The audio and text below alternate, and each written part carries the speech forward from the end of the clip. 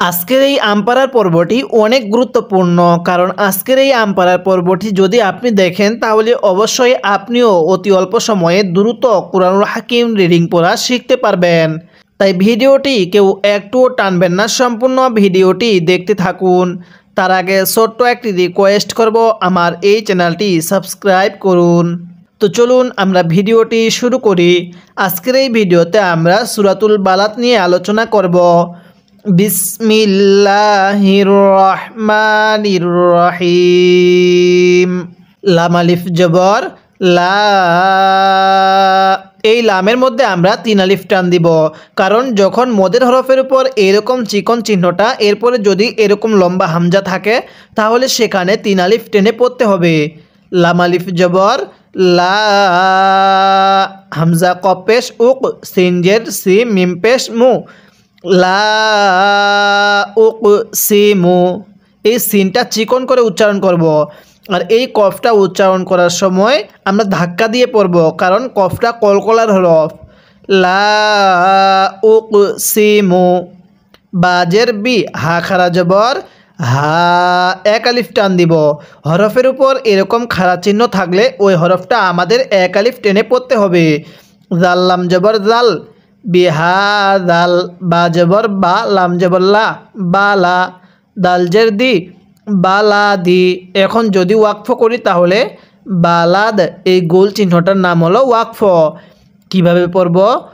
লা উকসিমু বিহাদাল বালাদ। তাহলে আপনিও আমার সাথে পড়ুন, লা উকসিমু। অবশ্যই কফটা ধাক্কা দিয়ে পড়বেন, এটা কলকলার হরফ। লা উকসিমু বিহাদাল বালাদ। আরেকবার পড়ুন, লা উকসিমু বিহাদাল বালাদ। এরপরে ওয়াও জবর ওয়া, হামজা নুন জবর আং। এই নুন সাকিনের মধ্যে আমরা গুনাহ করব। অনেকেই আমরা এই নুন সাকিনগুলো সহি শুদ্ধভাবে না পড়ার কারণে পবিত্র কুরআনুল হাকিম পড়াটাও সহি শুদ্ধভাবে পড়তে পারি না। স্মরণ রাখবেন, নুন সাকিনের পরে যদি এরকম তা থাকে, অর্থাৎ ইকফার হরফ 15টি থেকে কোনো একটি হরফ থাকে, তাহলে এই নুন সাকিনটাকে গুনাহ করে পড়তে হয়। ওয়া আং, তা জবর তা, ওয়া আং তা। হালাম জের হিল, লাম মিম পেশ লুম। লাম লাগবে এই যে একটি ছোট্ট মিম দেখতেছেন, এই মিমটির সাথে। যদি শব্দের মাঝখানে এরকম ছোট্ট মিমটি থাকে অবশ্যই এই মিমটিকে গুনাহ করে পড়ব। লাম মিম পেশ লুম। বাজের বি, হিল্লুম বি, হা খারা জবর হা, জাল লাম জবর জাল, বিহাদাল। গোল হাগুলো উচ্চারণ করার সময় মুখ দিয়ে একটু আওয়াজ করবেন, আর এই হাটি উচ্চারণের সময় মুখ দিয়ে হালকা বাতাস বের করবেন, তাহলে হিল্লুম বিহাদাল। বা জবর বা, লাম জবর লা, বালা। দাল জের দি, বালাদি। ওয়াকফ করলে বালাদ। ওয়াকফ করলে কিভাবে পড়ব? বিহাদাল বালাদ। এখানে ওয়াকফের সময় কলকলা করে পড়ব, কারণ দালটিও কলকলার হরফ। যদি কফ, ত, বা, জিম, দাল এই 5টি হরফের উপর সাকিন চিহ্নটা থাকে তখন আমরা এই 5টি হরফকে ধাক্কা দিয়ে পড়ব। কিভাবে পড়ব? পড়ুন আমার সাথে। ওয়া আং তা, হ্যাঁ পড়ুন। ওয়া আং তা হিল্লুম, হ্যাঁ আরেকবার পড়বেন। ওয়া আং তা হিল্লুম বিহাদাল বালাদ। আমার সাথে গুনাহ করবেন, হিল্লুম বিহাদাল বালাদ। আরেকবার পড়ুন, ওয়া আং তা হিল্লুম বিহাদাল বালাদ। এই লাইনের শুরু থেকে আরেকবার আমার সাথে পড়বেন, লা উকসিমু বিহাদাল বালাদ ওয়া আনতা হিল্লুম বিহাদাল বালাদ। এরকমভাবে শিখব। অবশ্যই আমি আপনাকে এরকমভাবে পুরো আমপারাটা বানান করে রিডিং পড়া শিখাবো। এরপরে আমি আপনাকে পুরো কোরআনুল হাকিমটাই বানান করে রিডিং পড়া শিখাবো। অবশ্যই এই চ্যানেলটি সাবস্ক্রাইব করে রাখবেন, প্রত্যেকটি পর্ব নিয়মিত দেখবেন। এরপরে ওয়াও জবর ওয়া, ওয়াও আলিফ জবর ওয়া, ওয়া ওয়া, এখানে ওয়াওয়ের মধ্যে এক আলিফ টান দিব। জবরের পরে এরকম খালি আলিফ থাকলে এক আলিফ টানতে হয়। তাহলে ওয়া ওয়া, লামজের লি, ওয়া ওয়ালি, দাল ওয়াওজের দিউ, ওয়া ওয়ালি দিউ, দাল লাগবে ওয়াওয়ের সাথে। এই ওয়াওটা কিন্তু ঈদগামের হরফ। ঈদগামের হরফ 4টি, ইয়া, ওয়াও, মিম, নুন। আর ঈদগামে বেলাগুন্নার হরফ হলো 2টি, র, লাম। অবশ্যই এগুলো আমি নুরানি কায়দার মধ্যে আপনাকে শিখিয়েছি। তাহলে এখানে ওয়াওটি হলো ঈদগামের হরফ। কিভাবে পড়ব? ওয়া ওয়ালি দিউ, ওয়াও জবর ওয়া, মিম আলিফ জবর মা, ওয়া মা, ওয়াও জবর ওয়া, ওয়া মা ওয়া, লাম জবর লা, দাল জবর দা, ওয়া মা ওয়ালা দা। এখন যদি আমরা এখানে ওয়াকফ করি তাহলে ওয়া মা ওয়ালাদ, এরকমভাবে শিখব। ওয়াকফের সময় যদি শেষ হরফের উপরে এরকম জবর অথবা পেশ অথবা নিচে জের থাকে, আমরা সেগুলোকে বাদ দিয়ে শেষ হরফটির উপরে একটা সাকিন দিয়ে দিব। শুধুমাত্র এটা ওয়াকফের সময়ের জন্য। তাহলে এখন দালের উপর সাকিন দিলে কিভাবে পড়ব? ওয়া ওয়ালিদিউ, ওয়া মা ওয়ালাদ। আমার সাথে পড়ুন, ওয়া ওয়ালিদিউ, হ্যাঁ পড়ুন, ওয়া ওয়ালিদিউ, ওয়া মা ওয়ালাদ। আরেকবার পড়ুন, ওয়া ওয়ালিদিউ, ওয়া মা ওয়ালাদ। এরপরে লাম জবর লা, কব দাল জবর কদ, লা কদ। এই দালটা কিন্তু ধাক্কা দিয়ে পড়ব, কারণ দালটি হলো কলকলার হরফ। তাহলে লা কদ, অনেকে লা কাত পড়ি, কব দাল জবর কাত পড়ি। কাত পড়লে পড়াটা সহি শুদ্ধ হবে না। লা কদ, খ জবর খ, লাম কব জবর লাক। এই কফটাও ধাক্কা দিয়ে পড়ব, কারণ কলকলার হরফ 5টি, কফ, ত, বা, জিম, দাল। তাহলে খলাক, নুন লাম জবর নাল, খলাক নাল, হামজা নুন জের ইং। এই নুন সাকিনের মধ্যে গুন্নাহ করব। নুন সাকিনের পরে সিনটি হলো ইকফার হরফ। আর নুন সাকিনগুলোর পরে যদি ইকফার হরফ থাকে, নুন সাকিনগুলো গুন্নাহ করে পড়তে হয়। লাকদ খলাকনাল ইনসানা, ফায়াজের ফি, এক আলিফ টান দিব। জেরের পরে ইয়া সাকিন, কাব জবর কা, বা জবর বা, দাল 2 জের দিন, ফি কা বা দিন। ওয়াকফ করলে ফি কা বাদ, এখানে দালের নিচে 2 জেরকে বাদ দিয়ে দিব।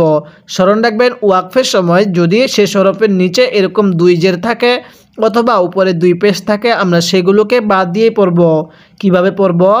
ফি কা বাদ, শেষ হরফের উপরে সাকিন দিব।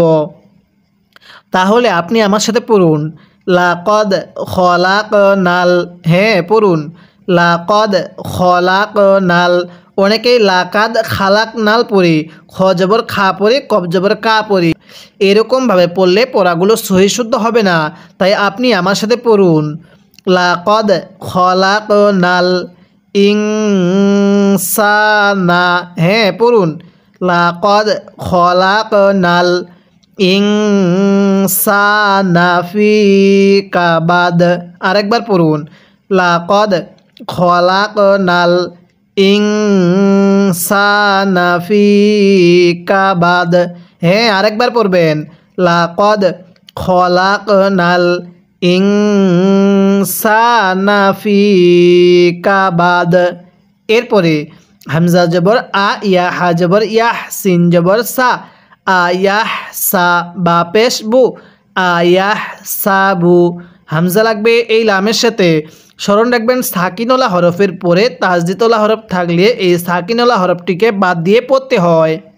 তাহলে হামজা লাম জবর আল, লাম লাগবে এই ইয়ায়ের সাথে, আল্লাই, লামিয়া জবর লাই, আল্লাই, ইয়াকব জবর ইয়াক, ধাক্কা দিয়ে পড়ব, কলকলা করে পড়ব। আল্লাই ইয়াক, দালজের দি, র জবর র, আল্লাই ইয়াক দি র, আইন জবর আ, লামিয়া জবর লাই, হাজের হি, আলাইহি, হামজা জবর আ হা জবর হা দাল দুই পেশ দুন আহাদুন ওয়াকফ করলে কিভাবে পড়ব আহাদ। আমি এখানে বলছিলাম যদি শেষ হরফের উপরে এরকম দুই পেশ থাকে ওয়াকফের সময় আমরা ওই দুই পেশকে বাদ শেষ হরফের উপরে একটা সাকিন দিয়ে পড়ব। এখন দালের উপর সাকিন দিলে কিভাবে পড়তে হবে আহাদ।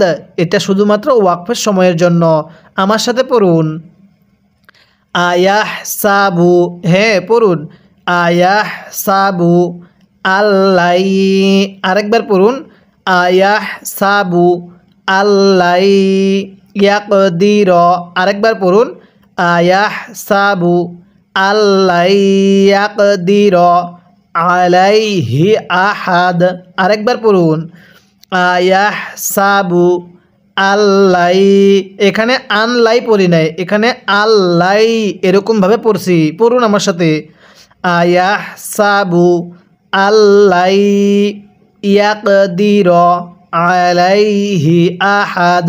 আমার সাথে মিলিয়ে পড়ুন আয়াহ সাবু আল্লাই ইয়াকদির আলাইহি আহাদ। এরপরে ইয়া জবর ইয়া কফ ওয়াও পেশ উ এক আলিফ টান দিব, পেশের পরে ওয়াও সাকিন এক আলিফ টানতে হয়। লাম পেশ লু ইয়াকুলু হামজা হা জবর আহ। দেখুন এই গোল হাগুলো উচ্চারণ করার সময় গলার মধ্যে একটু আওয়াজ করবেন।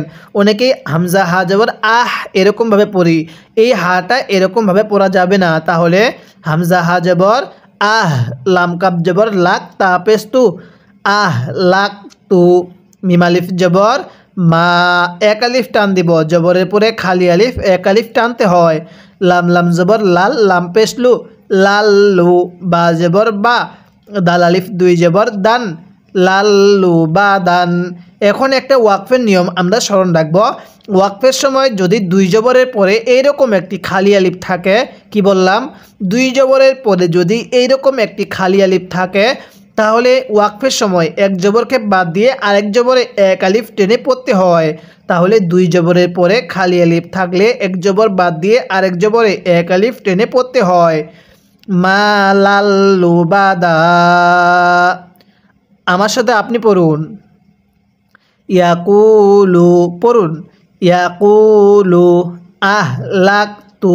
আরেকবার পড়ুন ইয়াকুলু আহ লাক তু মা লাল্লু বাদা।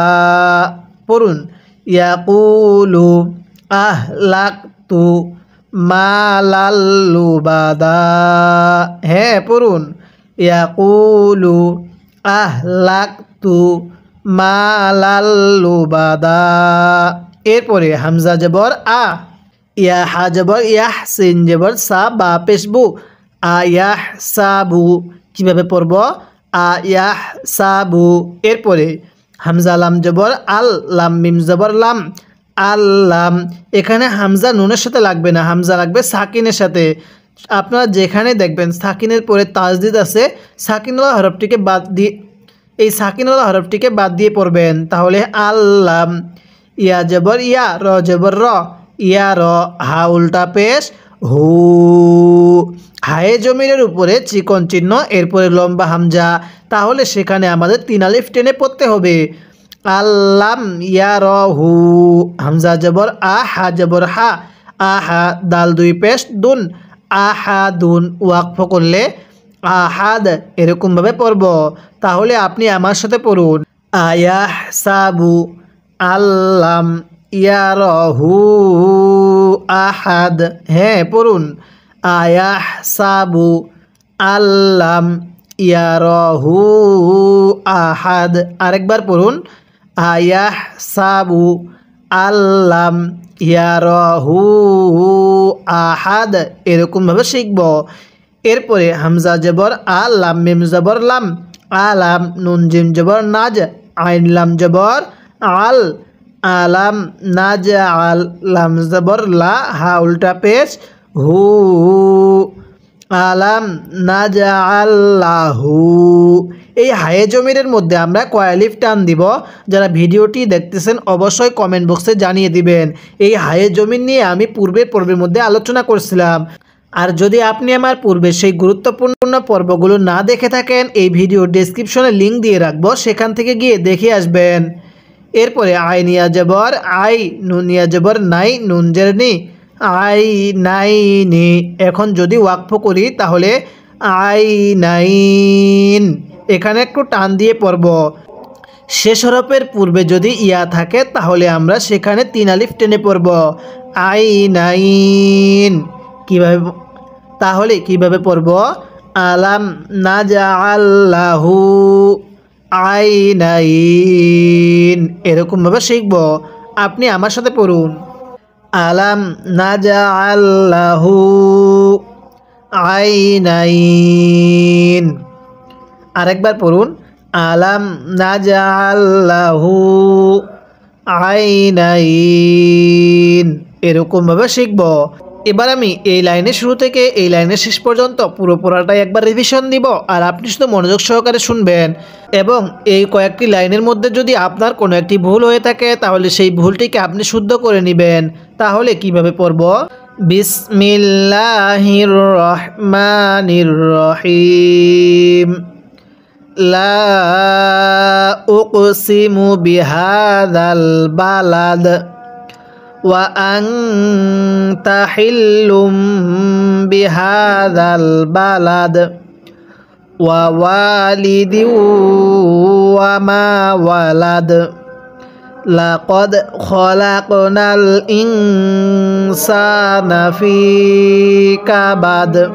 এরপরে আয়াহসাবু আল্লা ইয়াকদিরু আলাইহি আহাদ। এরপরে ইয়াকুলু আহলাকতু মালাল লুবাদা, আয়াহসাবু আল্লাম ইয়ারাহু আহাদ। এরপরে আলাম নাজআল লাহু আইনাইন। যদি আপনি অতি অল্প সময়ে পবিত্র কুরআনুল হাকিম দ্রুত ও সহি শুদ্ধভাবে রিডিং পড়া শিখতে চান তাহলে অবশ্যই আপনি আমার এই চ্যানেলটি সাবস্ক্রাইব করে রাখবেন এবং আমপাড়ার প্রত্যেকটি পর্ব নিয়মিত দেখবেন। আজকের এই ভিডিওতে আমরা সূরাতুল বালাদের এই আয়াত পর্যন্ত আলোচনা করলাম। পরবর্তী পর্বের মধ্যে আমরা এরপর থেকে আলোচনা করব।